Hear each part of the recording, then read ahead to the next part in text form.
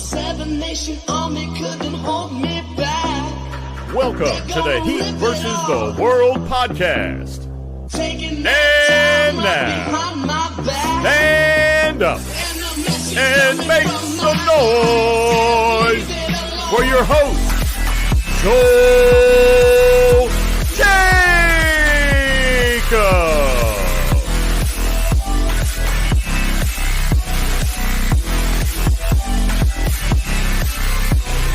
What's going on, everyone? Welcome back to another episode of the Heat vs. the World podcast. As always, I'm your host, Joel Jacob, and with me making his season debut for this year, we got Anthony.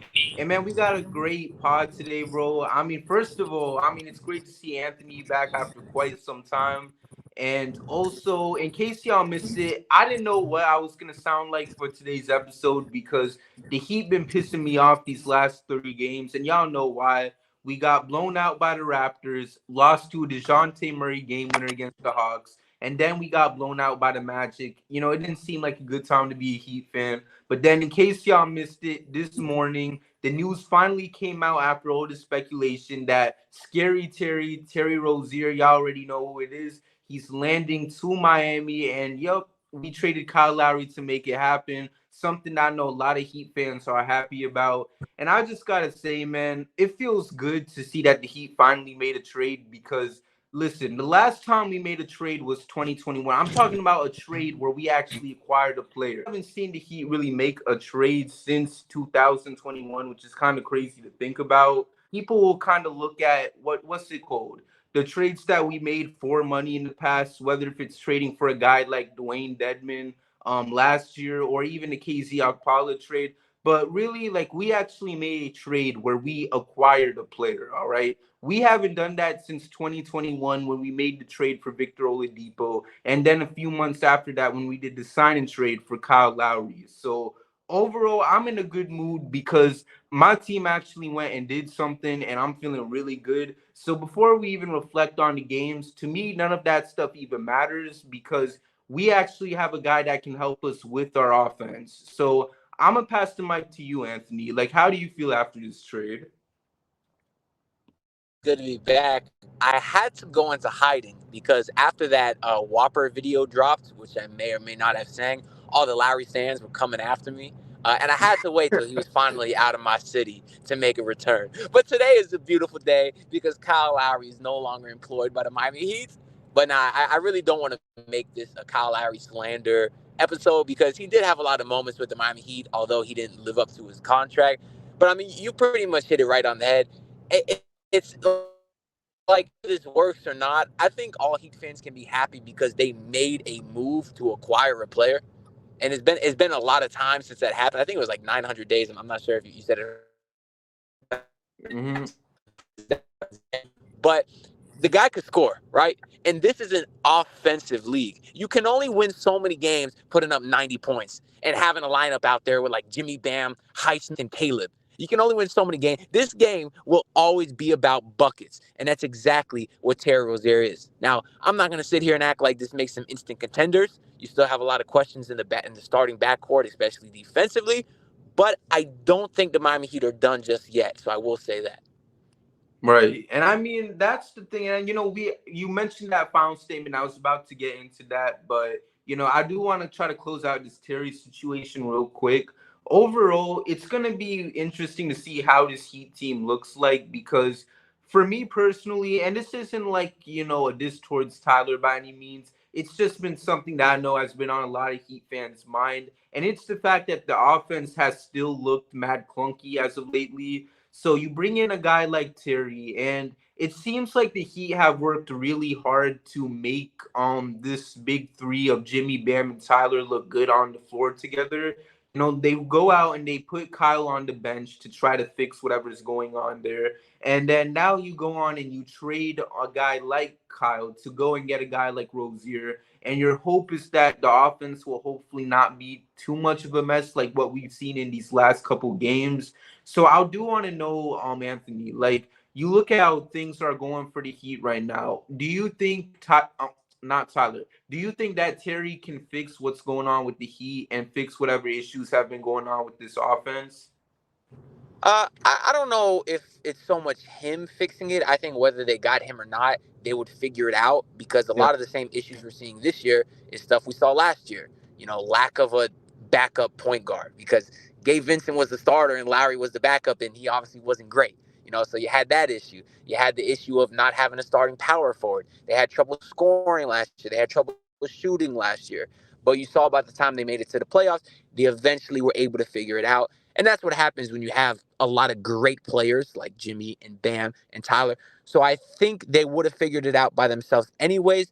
But Terry Rozier is undoubtedly a major help in improving the offense. Because clearly, whatever were doing now wasn't working. And if anything, at the end of the day, it's just a fresh face. And even Tyler said it today. We saw it last year when, as soon as they inserted Kevin Love, having a fresh face, something to mix it up, something to make it not so monotonous, that itself just has a major effect on everyone's play. Right. So overall for the Heat, man, it's gonna be great to see what the squad looks like because you got a guy like Rozier. You have Tyler Hero, Jimmy Butler at the three, Haywood Highsmith at the four. That's who I want in the starting lineup, if I'm being honest. And then you got Bam at the five. Like, is there a certain lineup that you got in mind, Ant, or are we riding with the same thing? Yeah, I was debating with this all day, and I will say I am, publicly a Hayward Highsmith believer. I converted a few months ago. It's been a good time because I used to be a doubter. But I will say I think that I would like Jaime Jaquez at the four. Now, the reason a lot of people might give some pushback on that is because if you do start him, what scoring do you have coming off the bench, right? We know Jaime Jaquez is a bucket. If you have him off the bench, we know he could light it up there. But I think that he is too good a player to keep benched. I honestly believe that. Now, the starting lineup will need some defensive help with, the backcourt that they'd have. I get it. That's why you'd want Highsmith. But Jaime Jaquez is a fine to above average defender himself. So I think that's what I'd like to see just because we see how much they're missing him now that he's been out. I mean, listen, man. Like, I could totally agree because the way how Jaime's been playing, like the dude has let it be known that he's not just a rookie, which is why every now and then when people use that word towards him, I always feel kind of weird about it because he doesn't seem like the kind of guy that is a rookie. And I'll say this, man, because you did mention the fact that some people look at that type of move and it seems like we would miss scoring from there, but overall, man, like even then, one statement that I've been riding with this squad since day one is that this might be one of the deepest teams in the Jimmy era. I don't know if you feel the same way, Ant, but like the way how this squad is, I personally do love the folks that we got on this squad. And being able to make a move like this, where you bring in a guy like a Terry Rozier to handle the situation that we have with our point guard quality, because Kyle wasn't cutting it, and it wasn't his fault, by the way. You said it earlier, and like we don't want to make this seem like a screw Kyle type of episode, because the truth was that he was getting at a point in his career where he just wasn't the same, and unfortunately, it just couldn't work for the squad because we're trying to win a championship, and the production we were getting from him was not going to be able to get this team to where they wanted to be. But going back to this, I mean, you go out and you get a guy like Terry, and it puts you in a situation where maybe you can go out and trade for someone else, because you mentioned it earlier. The window is open if you want to go out and make another deal. And the guy that neither of us mentioned in our starting lineups is a guy that I think could be traded next. And I don't know if you have this guy in mind as well, but it's someone who could be a free agent this summer. And there's been a lot of questions as to whether or not Miami would even have the money to bring this guy back. So I do want to ask you, is this guy Caleb Martin? Is that the guy you think could be thrown in a trade? Yeah, see, this is tough because if you go back to a few years ago, let's go back to 2020, right? There was a lot Mm-hmm. of people saying trade Kendrick Nunn. He might walk and that sort of thing, and he ended up walking, and you lost him for nothing, right? But Yep. because you kept him on the roster, you made an NBA Finals. He was a starter on that NBA Finals team. You go back last year, we all knew Max Strus and Gabe Vincent were going to walk in free agency, and I was a part of the camp saying, hey, trade those guys. You're going to lose them for nothing. But if we would have traded Gabe and Max, we would have never made the NBA Finals. So we're in a similar predicament here where, yeah, I agree with you. I think the odds of Caleb staying on this team It's slim and none, just because another team will offer him a lot more money that he can't afford. But I don't want to punt on a season with the age that Jimmy Butler is. I want to try to, you know, give him the best possible chance to win this year. When you have a guy as good as Jimmy Butler, I think you need to go all in every season. And if that means retaining Caleb Martin, I don't have a problem with it. Now, to your earlier point of them having a lot of different, this Heat team being deep, that's very true. But the issue is they have a lot of similar players. You have a 3-and-D wing in Caleb Martin, a 3-and-D wing in Jaime Jaquez, 3-and-D guard in Josh Richardson. Meanwhile, you really have no true point guards or no true like power forwards, I guess outside of Kevin Love. So if you can swing Caleb Martin to get maybe more of a position of need, then I would do it. But if not, I have no problem keeping him because with his experience and what he did last year, I think that's a guy that could help you win a championship this year. Right. And you made a great point because you look at all those players that you mentioned as examples, and, it makes you think what could have been if those guys weren't there. And I know everyone wants to see the Heat make more trades, especially because, like I mentioned, it's been so long since we've actually acquired a player via trade. But if the Heat were to keep Caleb, I mean, it's not going to be the end of the world. I understand why people do want to keep him because there's the potential of, oh no, why people want to trade him because you look at some of the past situations where we've had guys and we've been able to develop them only to really get nothing in return for them. And if you're able to get some assets for a guy who was the Eastern Conference Finals, well, one vote away from being the Eastern Conference Finals MVP, then why not go for it? But the thing is that there's no guarantee that we're going to get a good trade out there if one shows up, because at the end of the day, you don't want to trade a guy like Caleb just for the sake of trading him. Like, we got to go out there and we got to at least find a good package that's going to increase this team's chances of being able to win a championship. Is there one that's out there for this team? I mean, I personally don't know. It's something that we'll just have to wait and see as more of these trade rumors come out.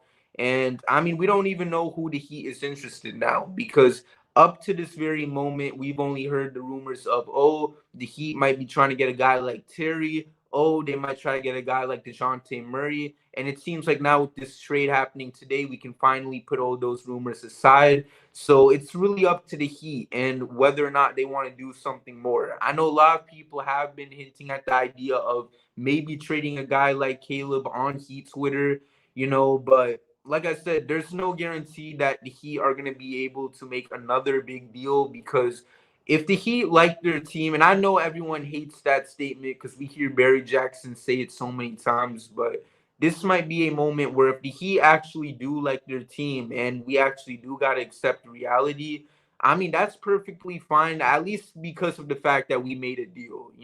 We didn't choose to let Kyle's deal expire and do nothing with it. We were able to go out and actually find someone to step in and actually provide some elite production for this team. And you couldn't have found that in someone else than none other than Terry Rozier.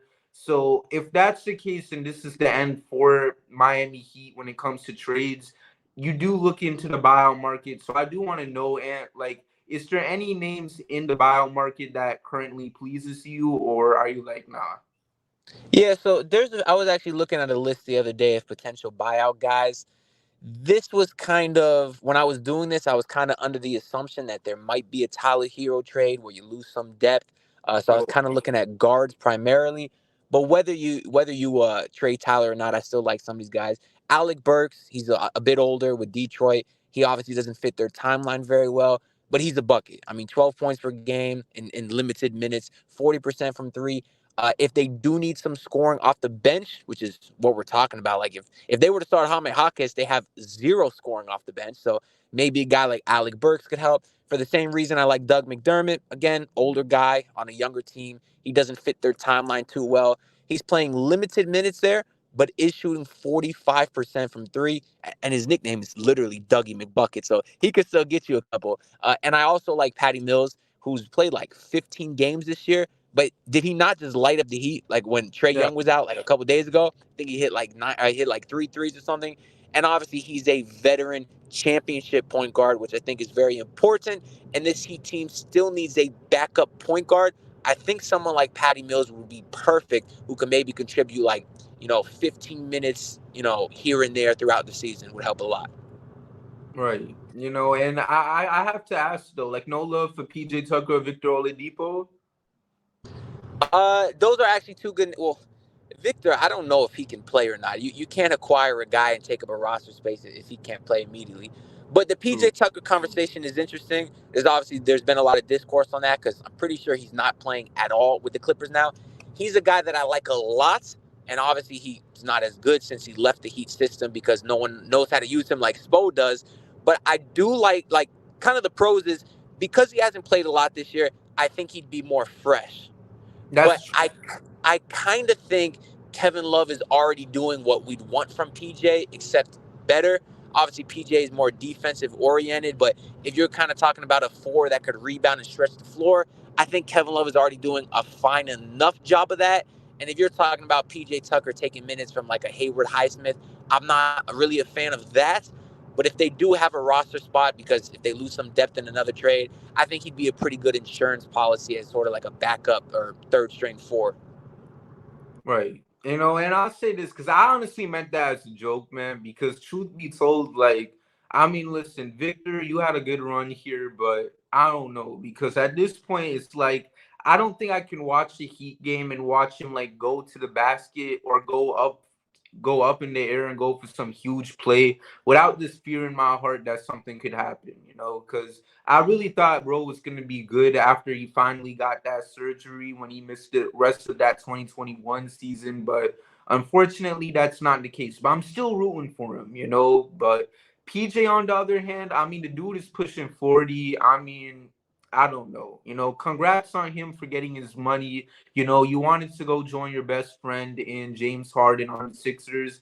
Do I know if there's a viable role for him on the Heat? At this point, I just don't think so because shoot, you gotta like look at the way how things are going for the squad. And I mean, you mentioned it. You look at what production we've been able to get from a guy like a Haywood Highsmith, and it's been awesome to see him develop more and more into what we were looking to get in a guy like PJ because Haywood has been that guy that goes on the floor and he's always hustling.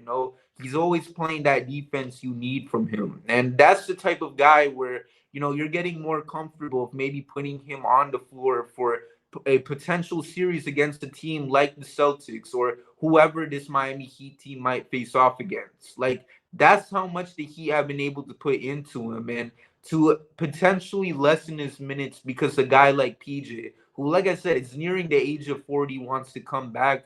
I mean, at this point, it is what it is. I mean, there's got to be some other team that wants you. I think Phoenix has interest in him, and they're trying to get anyone that potentially could help that team out because KD needs whatever help he can get. That's why there was a rumor that apparently they want Miles Bridges for some reason. So, go crazy, Phoenix. Do whatever it is y'all got to do. Anthony, I know you do gotta hop out real soon, so thank you so much for hopping in. But real quick though, I do gotta ask, man, like this upcoming game for the Heat, you got Heat and who is it? The Grizzlies? All right, yeah. So I do want to know, like, what's your expectations for this game, especially as we may or may not get. Yeah, I'm not gonna lie. I hope that Terry Rozier does not suit up, because shout out to my boy Thomas. He just so happened to be born on tomorrow, and we're going out to celebrate his birthday dinner.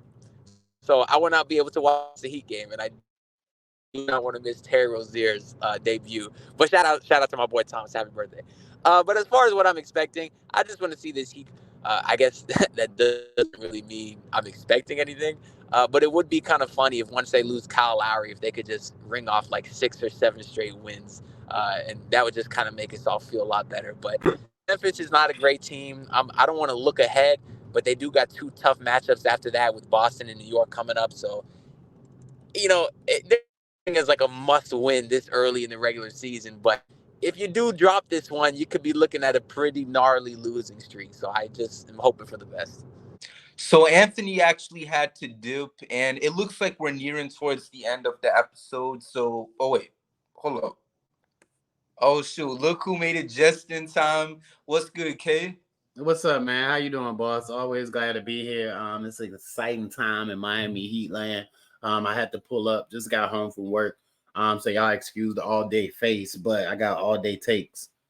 Yes, sir. So, I mean, before we even get into exactly what just went on today, so me and Ant, we was just talking about this upcoming game against the Grizzlies. So, I want to know what's your expectations for this upcoming game? Um, Listen, man, when you look at the Miami Heat and where they've been over the last couple of games, you expect this Miami Heat team to find a new energy to play with anyway, based off the fact that they've taken some really awful losses. But especially considering everything that has happened in Miami Heat land across the last 12 hours or so, you definitely expect them to come in with a newfound energy to themselves.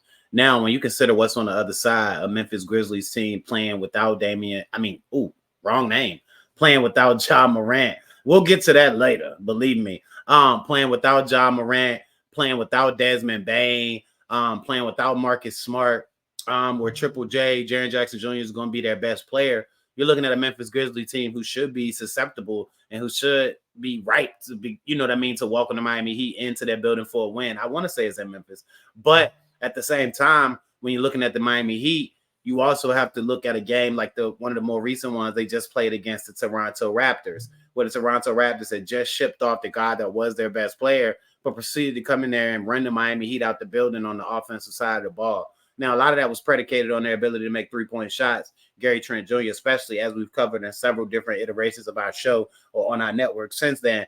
But you look at that as a cause for pause. However, on to some things I'm sure we'll get to as the episode continues, as we come to an end. Bennett, I came in halfway through. This particular game for the Miami Heat should be one that sees them play with a very youthful and newfound energy, if you understand what I'm saying. I'm trying not to step on our own toes.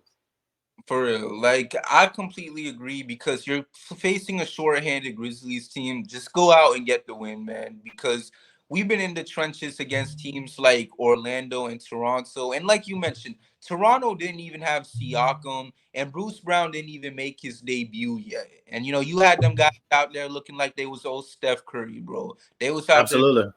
every single shot imaginable, and you just cannot allow that to happen, bro. Just go out there and play the type of basketball that we know y'all are capable of playing. Because even before that, you look at that game against Brooklyn, and I'm not even going to the point where now we're just talking bad about the wins that we get, but like. Brooklyn's been a losing team, but that was another game where we started very slow in the beginning. And while we were able to get the win, it's only because, we weren't in a hole that was too bad to the point where we weren't going to be able to make a comeback. Luckily, despite being down by 16, we were able to figure things out. It wasn't like a game like what we saw in Toronto where we were down by 40 something, or a game like Orlando, we were down by like 20 plus. So if I'm Miami, just go out there and do what you're capable of doing, especially because I want to see Jimmy play big minutes again. I'm very cautious of that as someone that wants to make sure he has fresh legs. And I'm probably overreacting to it anyways, but I'm very overprotective of him. So, he played 40 minutes against Brooklyn. I don't want to see him play those types of minutes just for us to get more and more wins if possible. So let's just find a way to get this W without having to overdo it. And I mean, here's the thing, man. We could go ahead and jump right to it because I know it's been discussed already on the show. But you look at the Wednesday Memphis game that way because, their new acquisition, Terry Rozier, is questionable because of the trade. Now, you hope that he's going to play. However, those issues that you speak about, lack of ability to get a quality shot, inability to generate enough firepower at times to keep yourself competitive or make a valiant comeback effort in games, you hope that a guy like Terry Rozier can come right in and jump into an offense and make some shots. Now, we're still going to have a learning curve learning to play with the other three main guys in Bam Adebayo, Tyler Hero, and Jimmy Butler, but you hope that his sheer offensive ability alone comes in and adds something to a Miami Heat team that has often gone cold at the worst times, and whether that's for a game, for a quarter, or for a possession, as they see themselves run out every second on the shot clock, it just seems to happen to them at the worst possible times.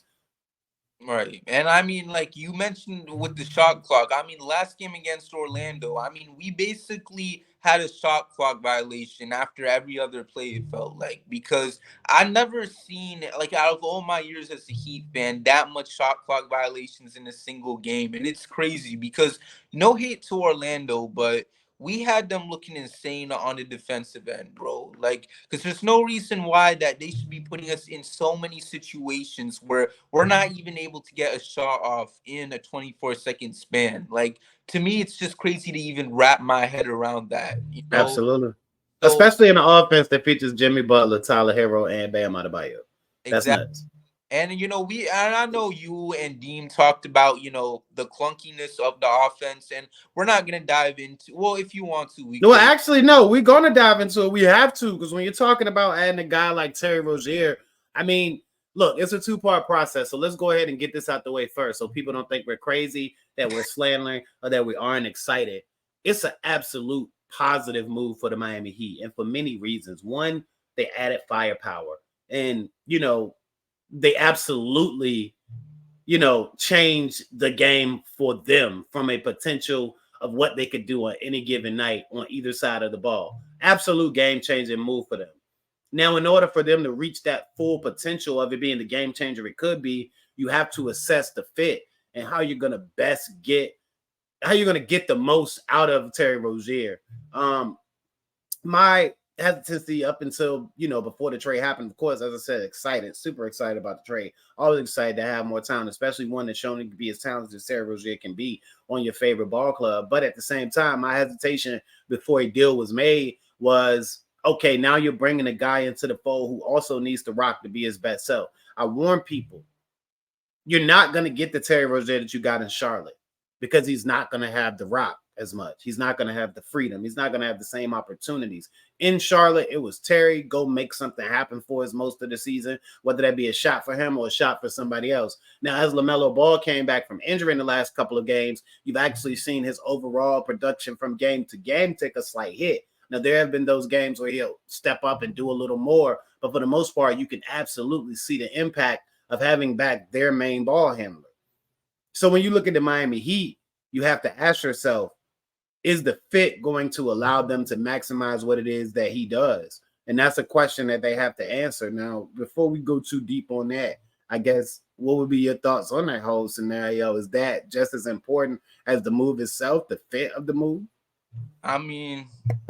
Shoot. I was trying to talk this with Anthony. We didn't really go too deep into it, but it goes back to something that's been on my mind for a while now, and something we've talked about over and over again.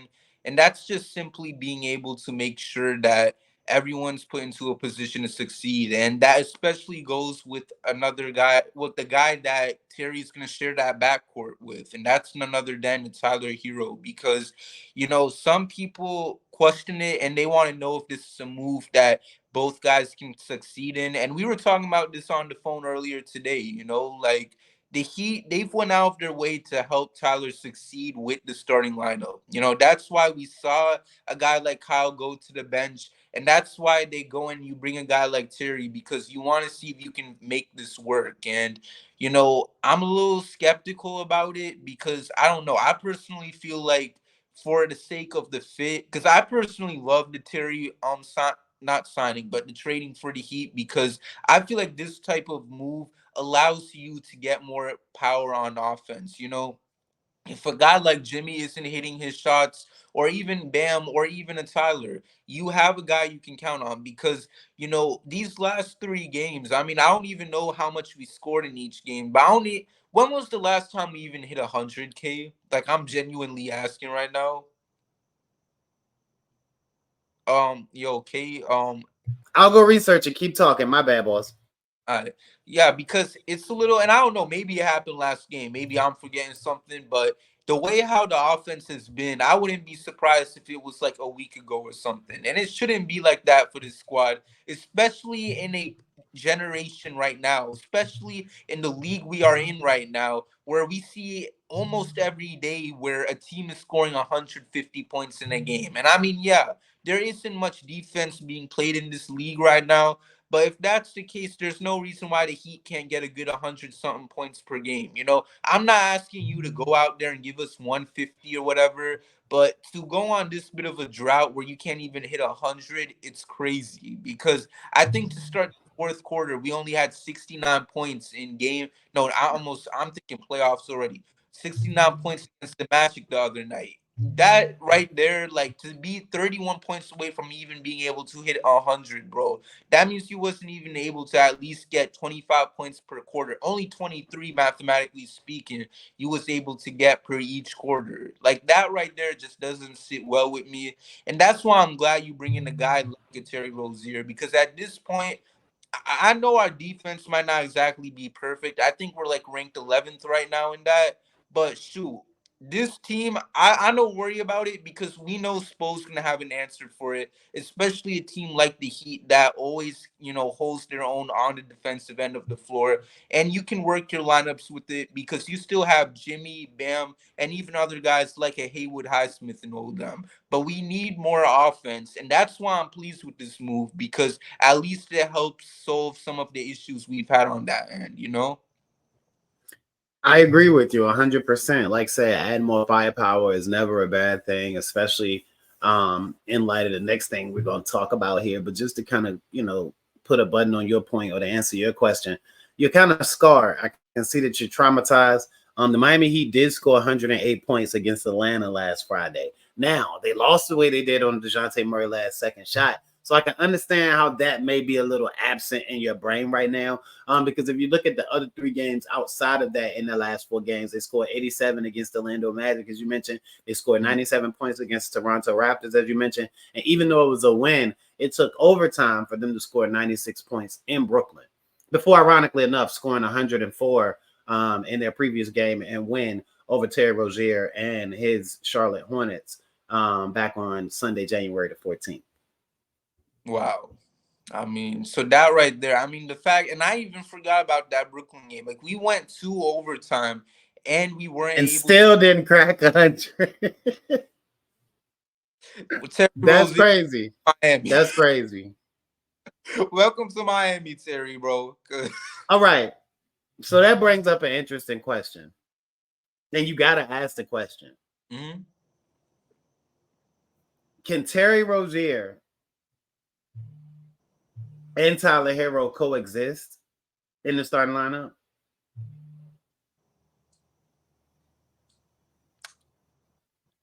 If it's God's will, it will happen.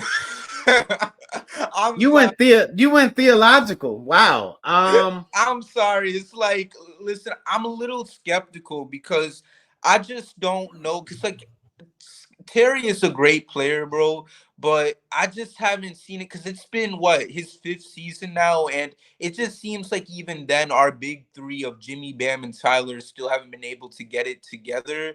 So I don't want to say it's not going to work because I have faith in this squad. I have faith in Spo that maybe they can figure something out, but I am skeptical at the very least. If they can figure it out, God is good, great. But if not, man, there's nothing wrong with simply putting Tyler on the bench and going from there. Like, and it's not, we need to break the stigma that revolves around having guys come off of the bench, because every time this is suggested, people look at this and think, oh my gosh, y'all hate Tyler. Why do you guys hate on him so much that you guys want him to come off the bench? What do y'all think the bench is?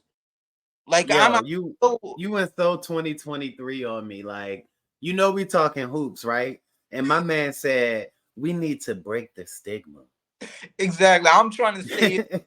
All the young folks out there that stand in Tyler here, I know there's some older folks too, but to all them listening, bro, break the stigma, We dog. need to break the stigma Yeah. of the bench. Break the stigma, because there's no Nah, way. man, you know where I'm at with it. Like, I mean, Yeah, we're in the same place, and I think, and as I've said often, that isn't a Tyler Hero thing, man. I know it seems so much like it's a Tyler Hero thing, but it actually isn't saying as much about Tyler Hero as it is about everybody else. Like, the way you play the game, you can get yours from anywhere. So why not do that and help your team? Point blank, period. right. because that's just the thing for the Heat, you know, and like Because I don't worry about Terry. I look at what Terry did with with LaMelo Ball. Look at what he did with Miles Bridges when he's played. I look at what he did with PJ Washington on the floor. I look at what he did with Mark Williams, Gordon Hayward. I look at all those guys being able to, even though they haven't had team success, of course, I look at all those guys being able to produce on an individual standpoint, beside each other. So if you're able to produce, Spo will teach you out how to win. But I said, to the question we're answering, that doesn't bother me so much with Terry because we've seen him do it. Yeah. And I mean, even going back to his time in Boston too. I mean, that's where the name Scary Terry even came from, you know, his time there. And I got faith in Terry. I love this pickup for the Heat because I just know he can provide that spark for the squad, you know. And I mean, shoot, look at the guys that we've been able to implement into our system in the past. I mean, we had a guy like Gabe Vincent as our starting point guard, and shout outs to him, but you're now bringing in a guy that you can argue is a lot more skilled than a Gabe Vincent in a Terry Rozier. So the fact that you're blessed with that and that you can potentially get the most out of him, having a guy like Spo as his coach, for me personally, that right there excites me the very most because I feel like we're about to see probably one of, if not maybe the best version of Terry Rozier now that he's a member of the Miami Heat. You feel me? Oh, absolutely. I mean, that's always a thing with the Miami Heat. They get the most out of the lease, and when you come to them with something that you are expecting great things from, there's a 90%. They probably have like a 90% hit rate on getting what they're supposed to get out of, you know what I mean, things that you have expectations from, which is what makes the Miami Heat, Pat Riley, the rest of the crew, and of course Eric Spoelstra, because they have the ability to do that. When you hear this thing, you know, it's really, I would say, almost tongue in cheek because it's like half and half. But when you hear they don't miss, like that's the Miami Heat. They don't miss, like Yeah. rarely. Like they going 9 of 10 from the free throw line type stuff. If that's what we're saying, Right. And I mean, we already missed our one out of the 9 out of 10 in Omer, so we gotta make like the next 9 now. So that's you a know, fact. And again, the thing about that was even expectations over, you know what I mean, production. Like, yeah, Omer could rebound and he could score the ball a little bit. But as I told you, as I begged of you guys, understand he ain't playing because he can't guard nobody. exactly. And that was Every time, I mean, like every time he got in, bro, it just seemed like some weird stuff happened. Like I said, Omer was kind of be standing in a place for like 5 seconds, and the guy has moved from in front of him to behind him, got the offensive rebound, and put it back up before he even turned his head. exactly.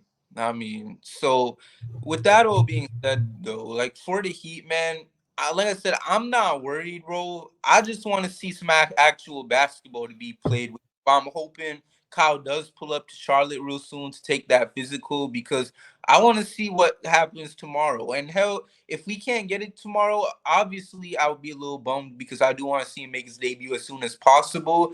But think about that next game. You know who they playing after the game after that, right, Kay? Right, absolutely. I mean, that game after that is a rivalry game, as they say. It's rivalry week in the NBA, right? Rivalry week. Try saying that 3 times fast. Let me see. Rivalry week. Yo, man, this ain't good for me, bro. I was about Rivalry. to say, and you know what I'm about to say, bro. You don't count. You do everything well.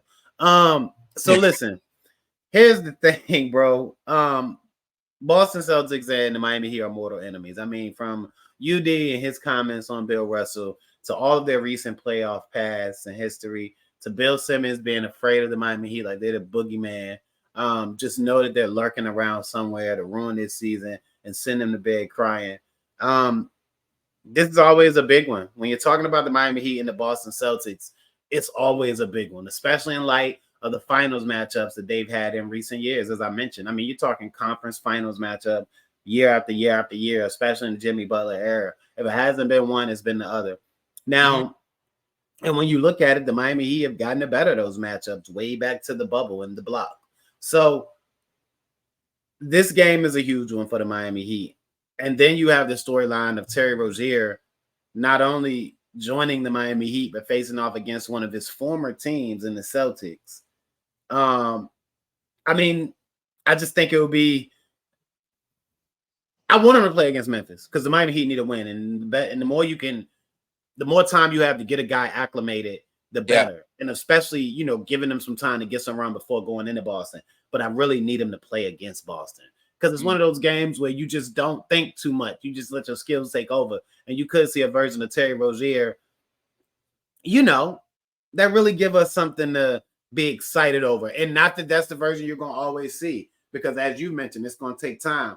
But I think it will really be exciting, especially to have him in the lineup against the Boston Celtics, because now they know this is what they got to see for at least the next 2 years.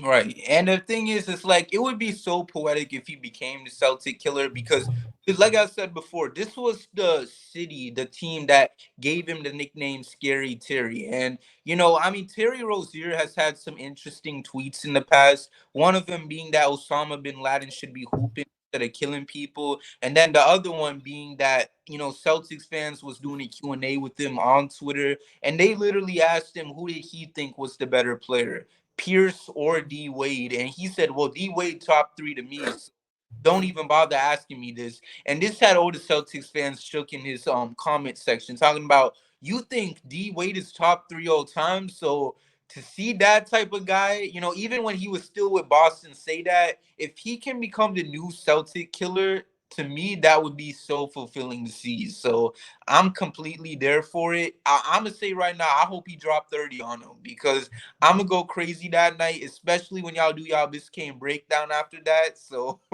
Oh, yeah. I'm gonna feel real good after that. So please, Terry, if you're listening to this, bro, if you just randomly watching this right now, we believe in you, bro. Go do your thing, man. Absolutely. Like I said, man, overall for me, I love the move. I mean, the Miami Heat, and this is the part of it for me that I really love. The Miami Heat gave up nothing. Exactly.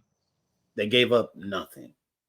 I mean, you could look at their roster and say, well, they gave up a first-round pick. I mean, yeah, this is a team that doesn't value first-round picks. First of all, like I told you guys in the Biscayne breakdown maybe last week when it was me, Kev, and of course you're producing, me, Kev, and Dean, I mentioned protecting the pick, and people were laughing, and I was like, yeah, I get it. I understand. People were kind of chucking it up. Like, for what? I'm like, nah, bro, because that way you might get a chance to keep it. Like, if they'll take it, you protect it. And that's what they did. And of course, if that pick is conveyed to 2028, then you got a situation where those same protections don't exist. But if you look at the way that everything is slotted that year, it won't be that high anyway. Shouldn't be. Anyway, long story short, the Miami Heat got over on Charlotte by sending them this protected first-round pick in 27. And then also Kyle Lowry's expiring deal. And they were able to get a guy, which also, as I mentioned, the biggest thing was taking back the money. If you wanted to attach yourself to that money. Now, the Miami Heat saved themselves $15 million. So if you want to look at it as that type of move, then you do look at it as a tax move as well. They created another trade exception, which means they could go out there and do some other things because now they have free money via trade exception. I mean, there were a lot of great things about this move. Like I said, I still wonder about the fit. But as far as what this does for them, their chances, what they have been and what they will be moving forward, Pat Riley strikes again. I mean, this is why people hate the Heat. Right. This is why people hate the Heat. And by the way, I don't really keep up with like the trade exceptions and like how much of an impact it could have, but the Heat do have a $6 million trade exception, by the way, like a 6.5, something like that. So I don't know if they plan on putting it to you, but they got 4 trade exceptions right now. Like I said, I'm not like an expert with this cap stuff, so I don't really know much about. I ain't gonna hold you. He says some weird stuff, but I follow Bobby Marks, and he always does a good job with it. So, this adds another one, like a 6.3 mid-level type deal. This trade adds that to their stable, which they already had 3. I mean, Joel is just about if everybody's gonna be willing to do what it takes to win, and I think we all know what that means. Right? Yeah. I think we all know what that means. And this isn't an agenda against him. Now, if they can figure it out and it works, if Spo throw them 4 guys out on the court and it works, I support it. Right. But if it doesn't, then you have to be willing to try that. Yeah. I mean, that I think that's pretty much. I think that's just pretty much the gist on that, man. I think that's just pretty much how that has to go. It's a positive move for the Miami Heat, but they're gonna have to figure out how to make it work from a basketball perspective. Rock rain. Exactly. And I'll say this, we still have a lot of time before the trade deadline, which is why it's great the Heat made this But move. but that's why those exceptions are important. Yeah, you're right, exactly. Because now you have time to look at what this roster needs. And like, let's see, today is what, the 22nd, I think, or 21st? 23rd. 23rd. Bro, I'm so sorry right now. I'm all over the place. You got so much time left because we're talking about what, like, let's see, 16 days left before the trade deadline comes around. That's over 2 weeks you got to look at this squad and examine what you're working with right now. So if you can go out and see what more you got to do, whether if you're fine with the roster you got right now or if you want to make any other trades, everything is on the table for you, which is why I'm so glad the Heat made this deal as early as they did. And you Like got Memphis, Boston, New York, Phoenix, Sacramento, of course, Washington. You got the Clippers again, Orlando again, Spurs, Boston again, all by February 11th. So you got a nice stretch of games in there to really help you, you know what I mean? To really help you get a good view on what your team is, how you're going to look competing against some of the league's best from both sides of the NBA. And as you mentioned, Joe, you give yourself an opportunity with this little bit of time so close to the deadline, that quality of competition and exception you created to go and make yourself another move to help yourself be the best version of yourself when the playoffs roll around. exactly, and I'm one of those guys where like if a deal is available, you go for it, and I feel like you're kind of the same way too, K. Like, because some Mm-hmm. people are suggesting the idea you go out and you could like trade a Caleb Martin because like he could be a free agent soon, and now that you bring in a guy like Terry, you're gonna have some money tied in for the next couple years. And I'll say this, bro, and this was something that Anthony brought up earlier on the show.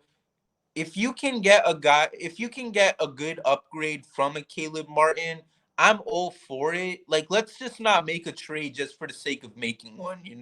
As long as we're all on the same page with that, then by all means, I'm fine with it. Because I get where people are coming from because we don't know if this dude is gonna come back for next year. But at the same time, you know, people have been upset about the fact that we never sold on certain guys that's been on this team in the past, whether if it is a guy like a Max Struess or a Kendrick Nunn. But the thing is, you're looking at a guy like Caleb who's coming off of one vote away from being Eastern Conference Finals MVP. And I think, like I said, you and I can both agree that if you can find a good upgrade for him, if you can go out and find a move that can improve this roster even more, go ahead and include Caleb in whatever deal you could find.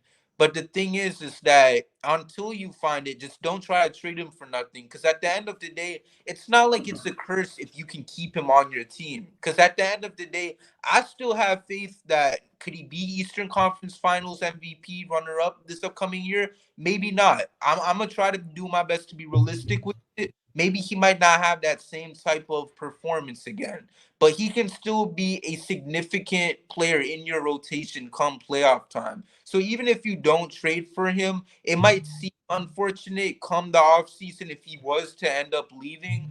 But still, if you can keep him and he ends up having another great run come playoff time, to me personally, while you could possibly look at the assets we could have potentially gotten in a trade for him, I mean, if there's nothing on the table for him, then I can completely understand why the Heat would choose to stay pat with what they got and just simply run it back with him for this upcoming playoff run. Because, like I said, this is the Eastern Conference Finals runner-up we're talking about. A guy that was just one vote away from actually winning the whole award, too.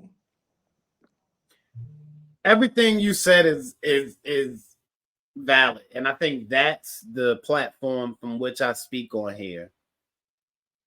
Where's the upgrade? Like, name a guy that's available. Name a guy that isn't available that's a realistic upgrade. I don't even That know does because that does everything for you that Caleb does when he's right. right, I don't even know because the thing is, it's like the only rumors we've heard is Terry and DeJounte. If you tell me, I mean, some random reporter might say, "Oh, this guy could be available," but let's be real. Right, but like trade. There's not you're not going to get DeJounte for a package built around Caleb, and we already got Terry, right? Yeah, I mean, like you Right. already Okay. So Right, bet. You spent your big money, which was Kyle. So it had to be like a mid-level, like, if you want to go Dorian Finney-Smith, whatever. Okay. I don't like him as a supreme upgrade over Caleb, because even though he gives you a little more size, a little more on the defensive end, what you take away from shot creation, overall explosiveness, and multiplicity with Caleb, you lose more there than you gain with DFS's size and defensive switchability. exactly. Also, notice I said when he's right. And I told you, I hate the way people do this to Jay Rich as well. Jay Rich wasn't right at the beginning of the season. He took a few games and he's still making mistakes, but he's making plays. The same thing has been with Caleb. Caleb didn't start the season healthy. Heck, Caleb just started playing regularly like 15 games or so ago. So it's like the man is getting his sea legs up under him. Like you mentioned, we know what he could be when he's right. He was a vote away from being the Eastern Conference Finals MVP. Like, I mean, why are you trading that? And here's the last thing. You can always go above the cap to sign your own. So I feel like if there's a situation where the money is logical, he helps you now. So that's the reason you're not trading him now. But also because you want to keep him. So you hope that once negotiations start, y'all can find a place that works best for both of y'all, because you can go above the cap without penalty to re-sign him. Point blank, period. Mm-hmm. And I mean, I'll just say one more thing though, like with the way how it's set up, like you got guys like Caleb on this squad, and I like this team because you know what? Everyone talks about the cons of running it back, but when you've had a team that's now been in the finals and the conference finals, it allows you to get more experience and stuff, and Like, that yo, that's what's killed. Not to cut you off again, Joe, but that's what's killed me about this. They like their team and running it back bull jive. Bro, this has only been a team that's been in the conference finals of the NBA finals 3 out of the last 4 years. What's the problem? What like we want? And I get where the frustration is regarding not making a significant. Because what happens is people see like when certain teams go out there and they get better, and it's like, okay, the Heat aren't doing nothing. Oh shoot, now we're running But it. are they getting better though? That's the thing, like Like because people gonna point to like Boston and every move they made, switching their team up every season for the last 6 seasons. And like I said, like when we started my appearance on this episode today, we talked about the whole, well, in the middle of it, we talked about Boston and how the Miami Heat have been more successful against them in the playoffs in the last 4 years than they have been against the Miami Heat. So I don't understand that theory, Joe. Not kid exactly, because like that's just the way how it is with fans. Like they see it and it frustrates them. And like I get it if you go through it the first maybe one time, and if you go for it the second time, I mean it is what it is. But like if you continue to go through it, I mean I don't know what to tell you, because I mean last year, not this past off season, but the one before that, they go out and they get Malcolm Brogdon, and you just see the riots coming from Heat Twitter, because it was like, oh shoot, they went and got this dude. What did the Heat go out and get? Nothing. PJ Tucker is gone. We're going to be a playing team. Well, we actually was a playing team, but that's not the point. Bottom line was that a lot of fear was in that, and yet this was a team we ended up beating in the conference finals. But it's something that does work people up. And like for me personally, like when you've seen this happen over and over again, and you've seen some of these teams bring in certain players, I mean, yeah, you do want to see your team get better, of course, but you always have to bank on the fact that the experience is going to be there. And then there's the fact that you can't even count on some of these players that these teams bring in too. They just went and got Porzingis, and like you trying to tell me I'm supposed to be scared of that? That man barely been in the playoffs that long. And how much have we seen him shine, bro? Like, there's a reason why even he did what he did in Dallas. Like, they still chose that he wasn't even that good enough. So they said, all right, man, we just gonna ship you to friggin' Washington for Spencer Dinwiddie. That's how very little they thought of, bro. By the way, if you're saying something, I can't hear it right now. But that's how very little they thought of him. I was just agreeing with you because you made a very good point. I knew I was on mute, but to your point, as we near the end, you mentioned about deals, and you brought up guys like Brogdon, and you brought up Kristaps Porzingis. But I take it, I specifically go back to a guy like Brogdon and other guys, how much impact they're going to make. You look at a guy like Brogdon, who eventually got shipped out to Portland.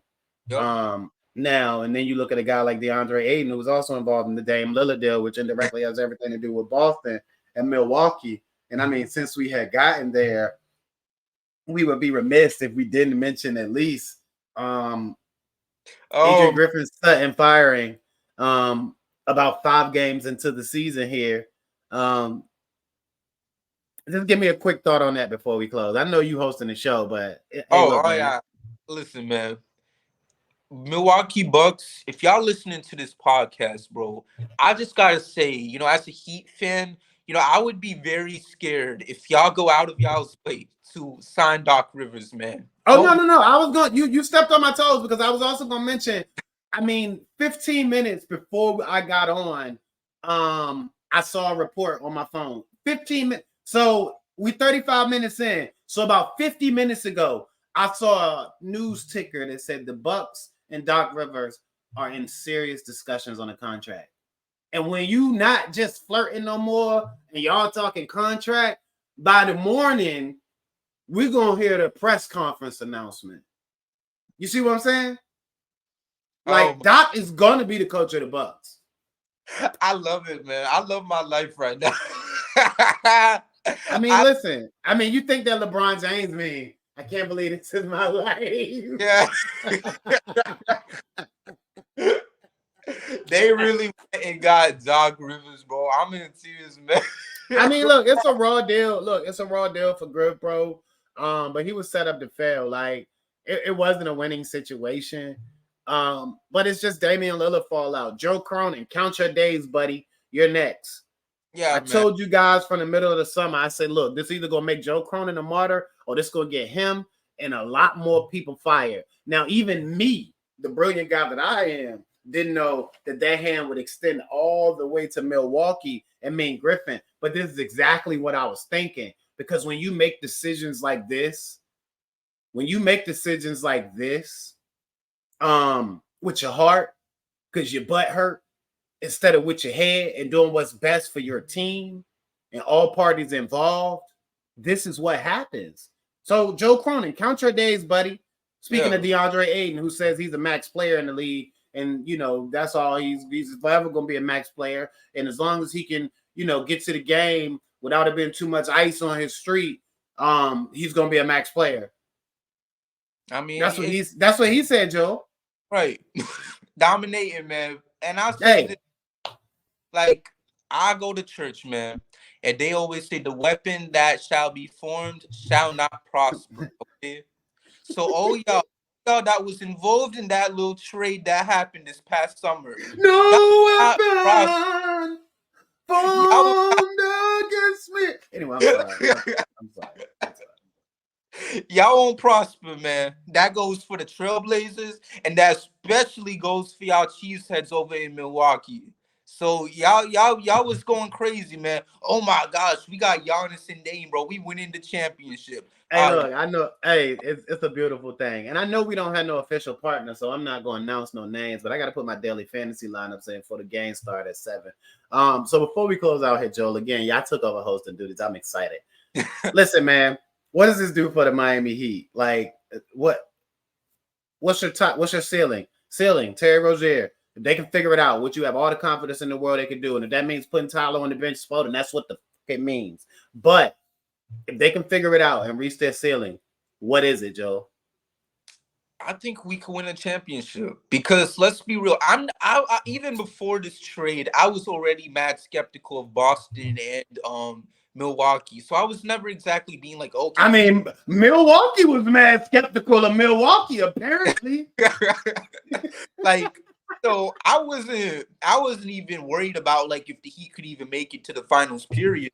It was just a matter of how we would do against a certain team in the West if we was to get there, because the West is obviously stacked and stuff. But Denver, nobody besides Denver scares me, and Denver ain't as good this year. Now, the Joker is still the Joker, but we've added firepower. All our guys are back healthy, and you have to imagine that Bam and his newfound offensive attack is not only to make him a better overall player, but the only way you can beat the Joker is by making him have to guard you or by clunking up the fouls on him or making him scared to guard you, which is the situation with Joel Embiid. I think Joel Embiid could guard him. Joel Embiid just couldn't get off as much on the offensive end.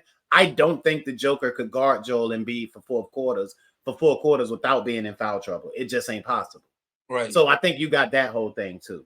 Yeah. So for me, I don't think why we can't win a championship because, and it's funny because I've had this in my friggin' name thing for so long now. I really feel like we can do this, bro. Like if the Heat, like I said before, we have so much time to make another trade if it even feels like it. Yes, sir. Heat in 5 always scary Terry spooky hours, man. That's the thing for this squad. I like this team because you know what? We're going to use this time. And you know what? I mean, well, actually, this move, everyone was worried about Mickey and if he would even want to make a move because of money, blah, blah, blah. And I mean, Carnival back up, baby. like, this trade right here shows that this is a team that's trying to go out of their way to go out and win a championship. So you know what? We have 16 days left till the deadline. And I know if this team feels that they need to make another move, they're going to do it. If at least the name comes up, because we don't even know who the heck going to be available. But we'll have to wait and see for that. And then to add on to it, there's also a buyout market as well. You look at what's going on right now, like maybe I don't know how the cap is regarding who can we even sign right now because there's a whole thing with that. But if you can go out and get a guy like who can be what Kevin was for you last year as our buyout signing for that, and even then, don't be upset if we might not even be able to match a guy to bring onto this team that can have that type of value because we were just extremely blessed that they were stupid enough to even buy out Kevin Love in the first place. But if Absolutely. you can go out and find another guy like that. I mean, come on, bro. Let's get the banner rolling up. And you know what? It would be a perfect way to go into the fall season. Putting up that D Wade statue and raising up a banner couldn't write a better story than that. So by all means, Love. I'll be there for that. I'll be there for every single second. And I mean, we've touched on so much, man. Is there anything else you want to say before we wrap this up? Nope, I agree with you. I'm ready. Man. So thank y'all so much for tuning in to today's episode of the Heat vs. the World podcast. Make sure to follow Heat vs. the World on all platforms at HVTW Podcast. Make sure to like, comment, and subscribe. Make sure to follow me on Twitter at JoelKJacob_, K on Twitter at K_said_K. Make sure to follow Anthony, who was here earlier, at AnthonyD_Heat. And man, we got a great amount of content heading our way. It's going to be a fun season, of course, now that we got Scary. Yes, sir. And man, we got Biscayne Breakdown pulling up soon, and we will be going live actually. So be on the lookout for that. Going live after the game ends. So be on the lookout. We'll go live on Twitter and YouTube too if you don't got an account. So be on the lookout on the channel as well. And overall, we got some great content heading our way. So let's continue rooting for this team. Let's continue putting our passion into this team because I'm telling y'all, good things are coming real soon, man. They gonna find out real quick what this team is capable of doing. So keep sleeping on us. That's what we love. It's gonna get scary. It's gonna get scary, as in Scary Terry. Yup, exactly. So with that all being said, man, thank y'all so much for tuning in. And until next time, man, hit my music because we are out. Behind my back. Thank you for listening, and we'll see you next time with a brand new episode of the Heat vs. the World podcast.